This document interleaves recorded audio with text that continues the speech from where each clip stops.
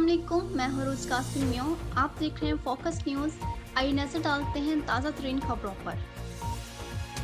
खबर शामिल करते हैं हमारे एंकर पर्सन अब्दुल वाहिद की रिपोर्ट के मुताबिक पाक बहरिया में कमांडर कोस्ट की तब्दीली कमान की तकरीब का इनेकाद वाइस एडमिरल जाहिद इलियास ने command rear admiral Javed Iqbal के हवाले कर दी।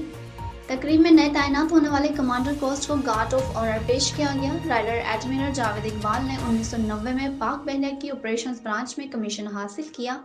वो पाकिस्तान नेवी वॉर कॉलेज और नेशनल डिफेंस यूनिवर्सिटी इस्लामाबाद के ग्रेजुएट हैं। राइडर admiral Javed Iqbal naval staff college America से भी फारिग अल तहसील हैं। राइडर एडमिरल जावेद इकबाल मुतअद्दिद कमांड एंड स्टाफ ओहदों पर तैनात रह चुके हैं। कबल अज़ा व नेवल हेडक्वार्टर्स में deputy chief of naval staff operations के फ़राइज़ अंजाम दे रहे हैं। इनकी शानदार खदमात के एतराफ़ में इन्हें हलाल इम्तियाज़ मिलिट्री से भी नवाजा जा चुका है।